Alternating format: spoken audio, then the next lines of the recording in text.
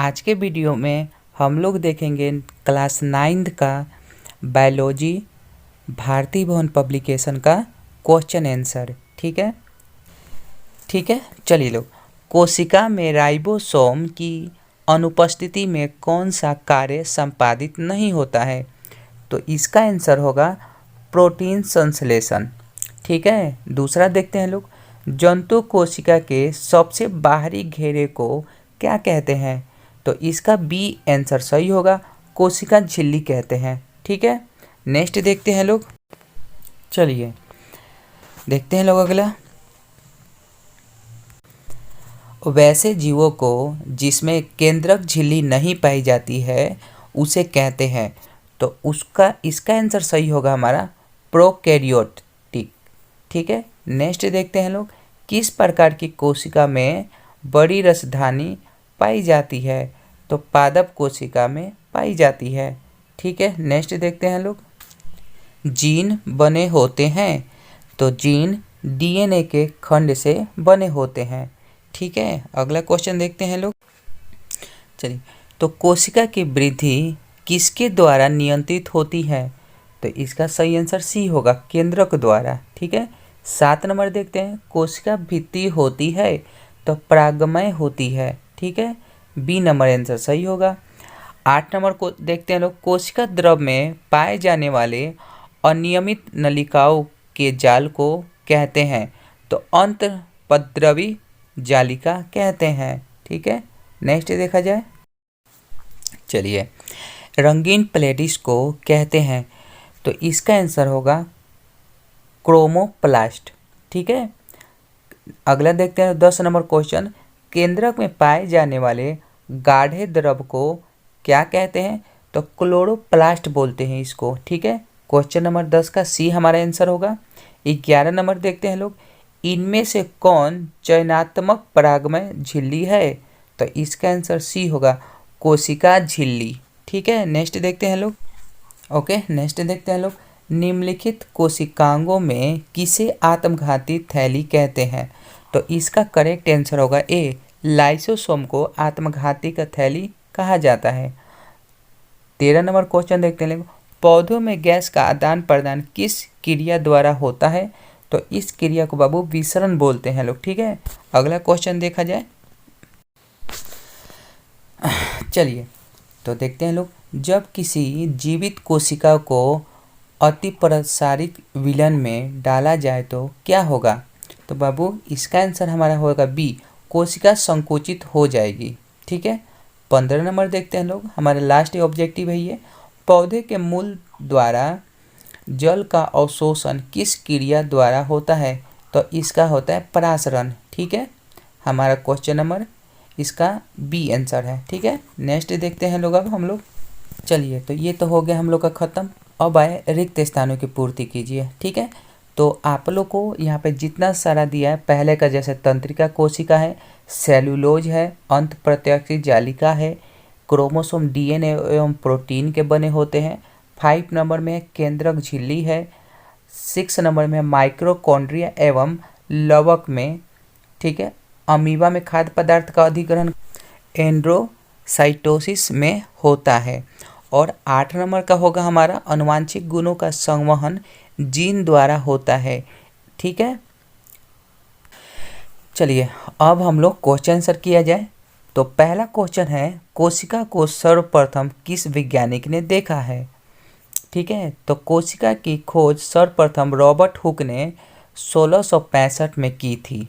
उन्होंने कॉर्क की एक महीन काट में मधुमक्खी के छत्ते के समान कोठरियों देखी, जिन्हें उन्हें कोशिका सेल नाम दिया गया। ठीक है, चलिए 2 नंबर क्वेश्चन देखते हैं लोग। कोशिका को जीवन की संरचनात्मक एवं क्रियात्मक इकाई क्यों कहा जाता है? तो जैसा हम जानते हैं कि सभी जीव कोशिकाओं के बने होते हैं, चाहे कोई भी जीव हो, एक कोशिकीय हो चाहे बहुकोशिकीय हो। ठीक है, ये जीवन की मूलभूत इकाई है। जीवित कोशिकाओं में मूलभूत कार्य करने की क्षमता होती है, अतः इसे जीवों की संरचना तथा क्रियात्मक इकाई कहते हैं। चलिए 3 नंबर क्वेश्चन। कोशिका भित्ति कहाँ पाई जाती है? तो कोशिका भित्ति पादप कोशिकाओं में पाई जाती है, ठीक है, पेड़ पौधों में पाया जाता है। कौन सा कोशिकांग सक्रिय श्वसन स्थल है? तो माइटोकॉन्ड्रिया कोशिकांग के सक्रिय श्वसन स्थल है। 5 नंबर, किस कोशिकांग को आत्मघाती की थैली कहा जाता है? तो लाइसोसोम को आत्मघाती की थैली कहा जाता है। क्वेश्चन नंबर 6, कोशिका के अंदर प्रोटीन संश्लेषण कहाँ होता है? तो कोशिका के अंदर प्रोटीन संश्लेषण राइबोसोम में होता है, ठीक है। चलिए 7 नंबर क्वेश्चन देखते हैं, लवक कहाँ पाया जाता है? तो लवक सिर्फ पादप कोशिकाओं में पाया जाता है। अगला क्वेश्चन, कोशिका के किन्हीं 2 अंगकों के नाम लिखिए जिनमें डीएनए पाया जाता है। तो उत्तर में होगा कोशिका के 2 अंगक माइटोकॉन्ड्रिया तथा लवक में डीएनए पाया जाता है।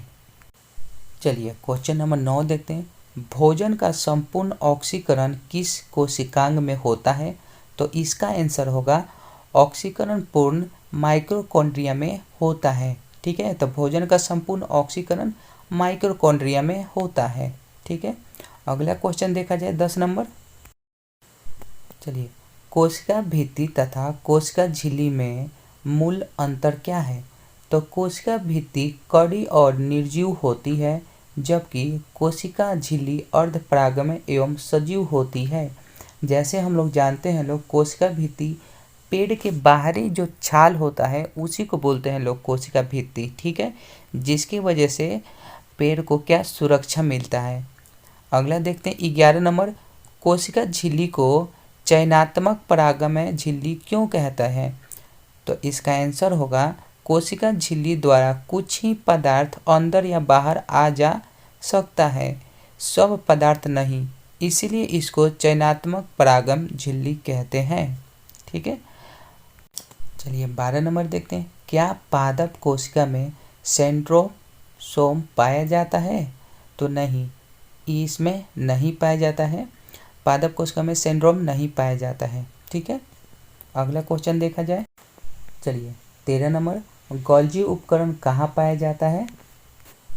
तो ये कोशिका में पाया जाता है, ठीक है।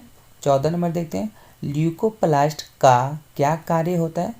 तो ल्यूकोप्लास्ट खाद्य संचयन का कार्य करता है, ठीक है। 15 नंबर देखते हैं, अंतःपद्रवी जालिका कितने प्रकार की होती है? तो ये 2 प्रकार की होती है, ठीक है। यह क्या होती है? 2 प्रकार की होती है, ठीक है, चिकनी और दानेदार होती हैं। चलिए अगला क्वेश्चन 16 नंबर, कौन सा कोशिकीय रचना जीन वाहक होता है? तो ये होता है डीएनए, ठीक है। चलिए अगला देखते हैं लोग क्वेश्चन। चलिए 17 नंबर देखते हैं, तो क्रोमेटिन धागा कब क्रोमोसोम की तरह दिखाई पड़ता है? तो ये कब दिखाई पड़ता है? तो कोशिका विभाजन के समय, ठीक है। अगला क्वेश्चन देखते हैं लोग, जीन किसे कहते हैं?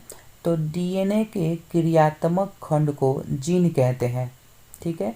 19 नंबर क्वेश्चन, क्रोमोसोम का निर्माण किन किन घटकों से होता है? क्रोमोसोम का निर्माण एलिकिल, मैट्रिक्स, क्रोमोमाइटिक्स, क्रोमिनियम मायटा और सेंट्रोमियर घटकों से होता है, ठीक है। तो क्रोमोसोम का निर्माण इन घटकों से होता है, ठीक है। अगला क्वेश्चन देखते हैं लोग। चलिए तो 20 नंबर, केंद्रिका कहाँ पाया जाता है? तो केंद्रिका द्रव में पाया जाता है।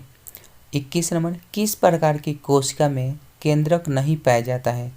तो प्रोकैरियोटिक कोशिका में केंद्रक नहीं पाया जाता है। 22 नंबर क्वेश्चन, कोशिका के भीतरी तथा बाहरी वातावरण के बीच गैसों का आदान प्रदान किसके द्वारा होता है? कौन से क्रिया के द्वारा होता है?